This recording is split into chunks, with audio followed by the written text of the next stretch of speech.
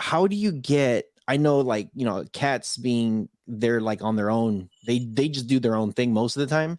And even some dogs, there's some dogs out there that are just stubborn. So how do you deal Sure. with a stubborn pet? How do you train them to be like, this is the order of lights to pick on, this is like, how do you do it? How does that process look like? The big thing with learning, and that's like dogs, cats, humans, any kind of learning, really, for it to work well. Uh, it's the thing you get in acting. What's my motivation? So with dogs and cats, if you've got a cat or a dog that isn't motivated by anything, attention, praise, pets, food's usually what they're most motivated by. Usually. Yeah.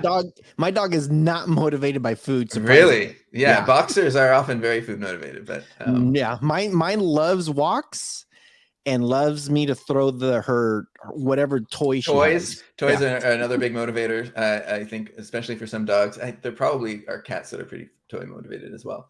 So you kind of gotta have something that they want, right? And then with Fluent Pet, you're teaching them to ask for it. And so ideally, there's a few different things that they want. So maybe they want a toy, maybe they want food, although we don't recommend food as like one of the first things to teach them. Well, it's because like you're trying to make it clear that the button is not that you're not teaching them to perform an action, right? You're teaching them to express at the beginning, usually to express a need, right? Not a want. Or want, need. I mean, express a desire for something, right? I got a bug here. If she would just constantly say "feed me," if that's a want, that's not a need, right? Well, but it's not even clear that like maybe she's just like, well, if I do this thing, I get some food, right? So I'm just going to keep doing this thing, right? And it's and so you don't want to. It's not a stupid pet trick, right? You're not supposed to. So that's kind of. I mean, eventually, actually, some of our we call them teachers and learners. So some of our teachers tell us that, actually adding a food button ended up making a big difference because maybe they weren't seeing a lot of traction with their learners. And then when they added a food button, everything clicked. But it's like a motivational kind of factor. Yeah. Yeah. Well, it was just like, oh, like, you're asking me to use these buttons. Like, why should I really do that? Okay. Right. I guess that I kind of know what that means, but like, by pressing this. Anyway, I don't have all the details. Every dog is different. Every human is different. You're talking human X dog, right? Now that's like that many more kinds of variations, right? So, so if you're trying to teach a cat, you just got to figure out like what's motivating. So I've been trying to teach this guy, and he really likes getting onto my lap. So I've created like a lap button, and I'm trying to make it so that he has to press the lap button when he wants to go on my lap. That's really cool. He also really likes food. Again, I'm trying to it's easy for me to teach him to do something for food. That is easy. But again, I'm trying to teach him to do the same thing in a slightly different way for slightly different things that he wants. Right.